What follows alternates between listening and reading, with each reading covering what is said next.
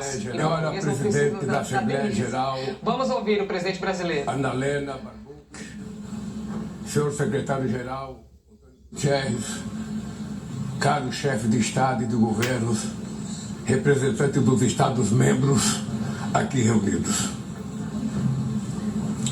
Este deveria ser um momento de celebração das Nações Unidas.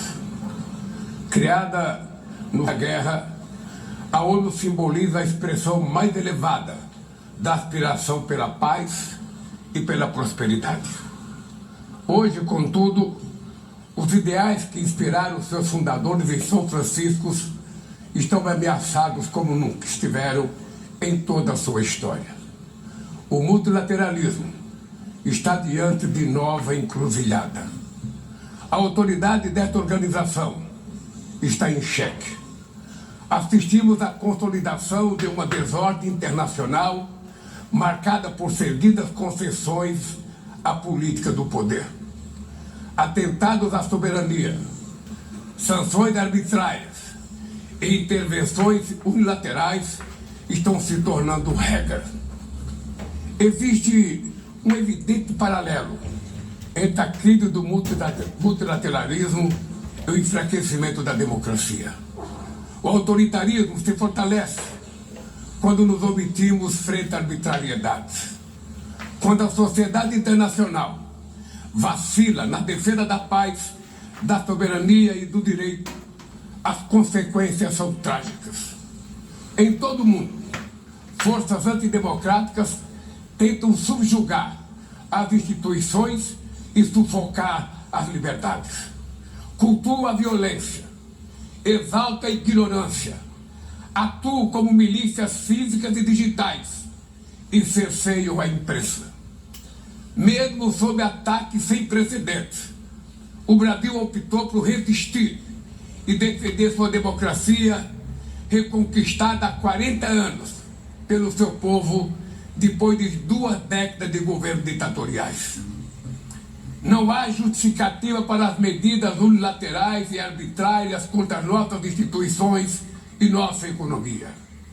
A agressão contra a independência do Poder Judiciário é inaceitável.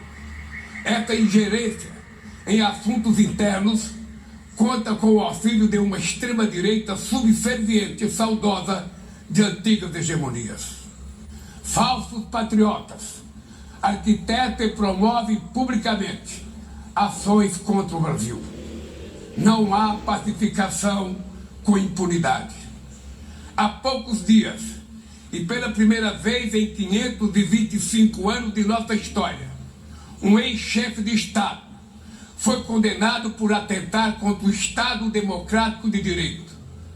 Foi investigado, indiciado e julgado, e responsabilizado pelos seus atos em um processo minucioso. Teve amplo direito de defesa, prerrogativa que as ditaduras negam às suas vítimas. Diante dos olhos do mundo, o Brasil deu um recado a todos os candidatos autocratas e aqueles que os apoiam. Nossa democracia e nossa soberania são inegociáveis. Seguiremos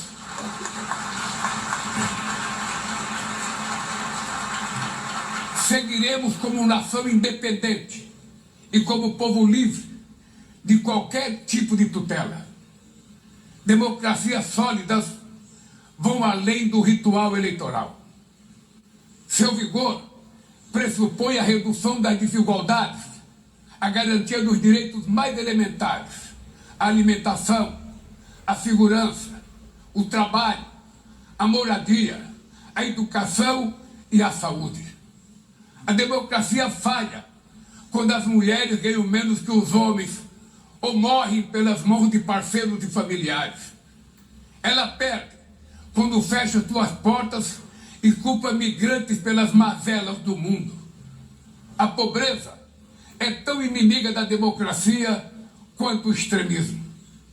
Por isso, foi com orgulho que recebemos da FAO a confirmação de que o Brasil voltou a sair do mapa da fome este ano de 2025. Mas no mundo, ainda há 670 milhões de pessoas famintas e cerca de 2 bilhões e 300 milhões enfrentam insegurança alimentar. A única guerra que todos podem sair vencedores é a que travamos contra a fome e a pobreza. Esse é o objetivo da Aliança Global que lançamos no G20 e que já conta com o apoio de 103 países. A comunidade internacional precisa rever suas prioridades, reduzir os gastos com guerras e aumentar a ajuda ao desenvolvimento, aliviar o serviço da dívida externa dos países mais pobres, sobretudo os africanos, e definir padrões mínimos de tributação global para que os super ricos paguem mais impostos que os trabalhadores. A democracia também se mede pela capacidade de proteger as famílias e a infância. As plataformas digitais trazem possibilidade de nos aproximar como jamais havíamos imaginado, mas têm sido usadas para semear intolerância, misoginia, xenofobia e desinformação. A internet não pode ser terra sem lei. Cabe ao poder público proteger os mais vulneráveis. Regular não é restringir a liberdade de expressão, é garantir que o que já é ilegal no mundo real seja tratado assim também no ambiente digital, no ambiente virtual. Ataques à regulação servem para encobrir interesses escusos e dar guarida a crimes como fraudes, tráfico de pessoas, pedofilia e investidas contra a democracia. O Parlamento brasileiro, corretamente, apressou-se em abordar esse problema. Com orgulho, promulguei na última semana uma das leis mais avançadas do mundo para a proteção de crianças e adolescentes na esfera digital. Também enviamos ao Congresso Nacional projeto de lei para fomentar a concorrência nos mercados digitais e para incentivar a instalação de data centers sustentáveis.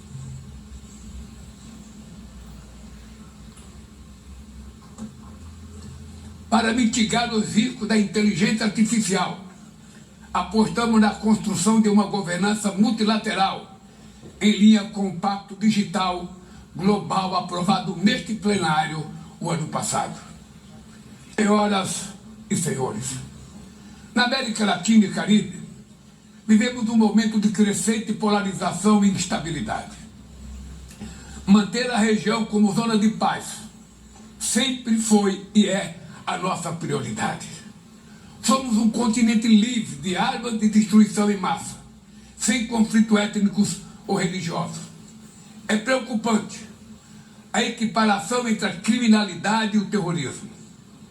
A forma mais eficaz de combater o tráfico de drogas é a cooperação para reprimir a lavagem de dinheiro e limitar o comércio de armas. Usar força letal em situações que não constituem conflitos armados equivale a executar pessoas sem julgamento. Outras partes do planeta já testemunharam intervenções que causaram danos maiores do que se pretendia evitar, com graves consequências humanitárias. A via do diálogo não deve estar fechada na Venezuela. O Haiti tem direito a um futuro livre de violência e é inadmissível que Cuba seja listada como o país que patrocina o terrorismo. No conflito na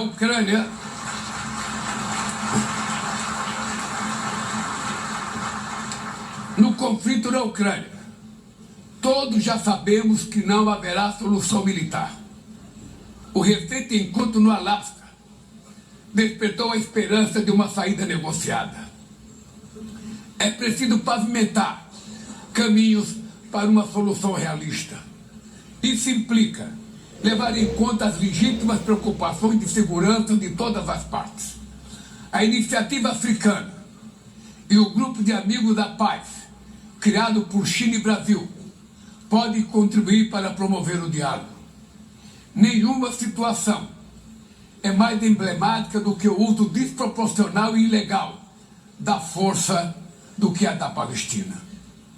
Os atentados terroristas perpetrados pelo Hamas são indefensáveis sob qualquer ângulo, mas nada, absolutamente nada, justifica o genocídio em curso em Gaza.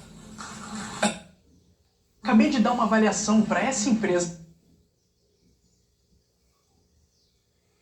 aqui e acabei de comprar um tênis novo. Isso mesmo, pessoal. Como é que funciona?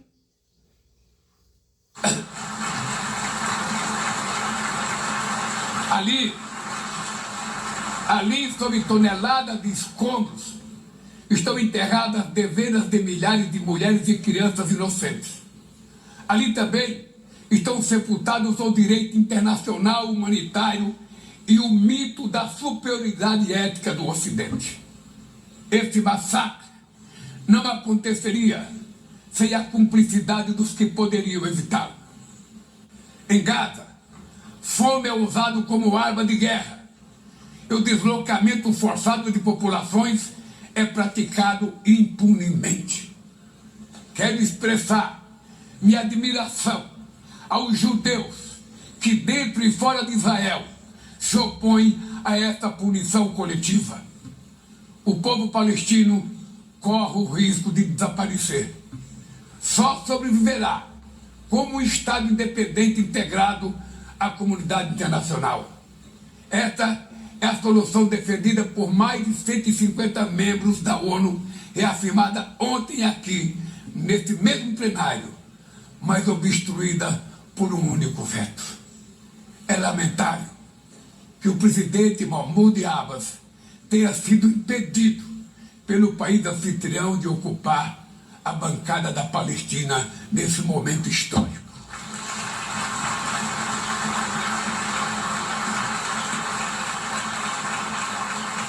O alastramento desse conflito para o Líbano, para a Síria e o Irã e o Catar fomenta a escalada armamentista sem precedentes. Senhoras presidentas, bombas e armas nucleares não vão nos proteger da crise climática. O ano de 2024 foi o mais quente já registrado. A COP30 em Belém, no Brasil, será a COP da verdade. Será o momento de os líderes mundiais provarem a seriedade de seu compromisso com o planeta.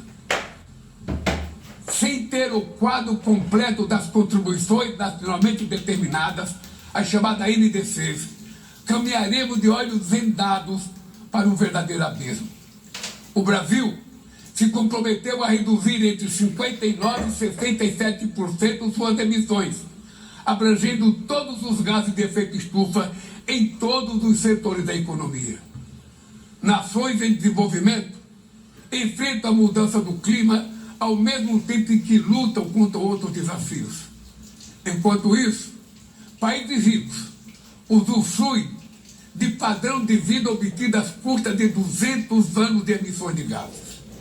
Exigir maior ambição e maior acesso a recursos e tecnologias não é uma questão de caridade, é apenas uma questão de justiça. A corrida por minerais críticos essenciais para a transição energética não pode reproduzir a lógica predatória que marcou os últimos séculos. Em Belém, o mundo vai conhecer a realidade da Amazônia. O Brasil já reduziu pela metade o desmatamento na região nos 2 últimos anos. Erradicá-lo requer garantia, condições dignas de vida para seus milhões de habitantes. Fomentar o desenvolvimento sustentável é o objetivo do Fundo Florestas Tropicais para Sempre, que o Brasil pretende lançar para remunerar os países que mantêm suas florestas em pé. É chegado o momento de passar da fase da negociação para a etapa da implementação. O mundo deve muito ao regime criado pela Convenção do Clima, mas é necessário trazer o combate à mudança do clima para o coração da ONU, para que ela tenha a atenção que merece. Um conselho vinculado à Assembleia Geral, com força e legitimidade para monitorar compromissos, dará coerência à ação climática. Trata-se de um passo fundamental na direção de uma reforma mais abrangente da organização, que contemple também um Conselho de Segurança ampliado nas duas categorias de seus membros. Poucas áreas retrocederam tanto como o sistema multilateral de comércio.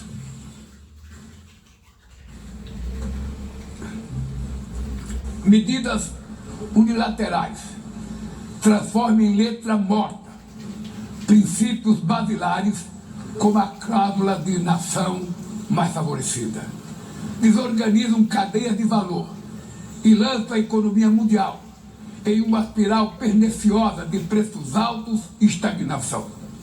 É urgente refundar a OMC em bases modernas e flexíveis. Senhoras e senhores, este ano o mundo perdeu duas personalidades excepcionais.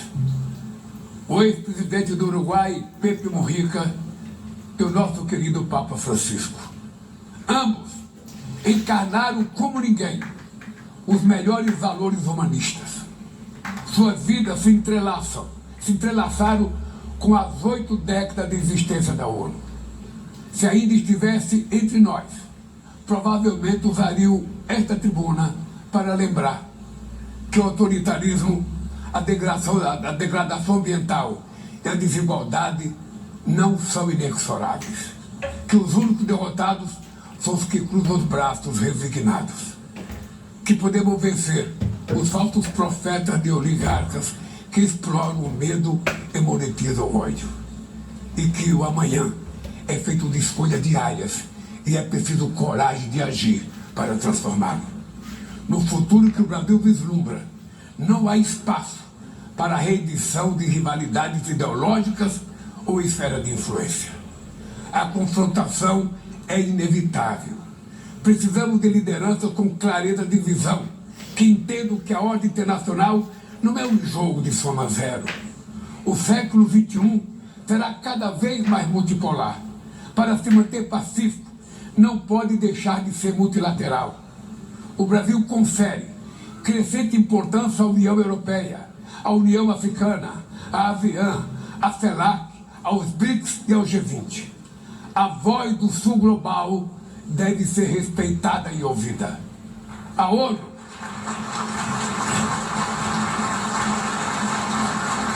ONU tem hoje quase 4 vezes mais membros do que os 51 que estiveram na sua fundação. Nossa missão histórica é a de torná-la novamente portadora de esperanças e promotora da igualdade e da paz, do desenvolvimento sustentável e da diversidade e da tolerância. Que Deus nos abençoe a todos e muito obrigado.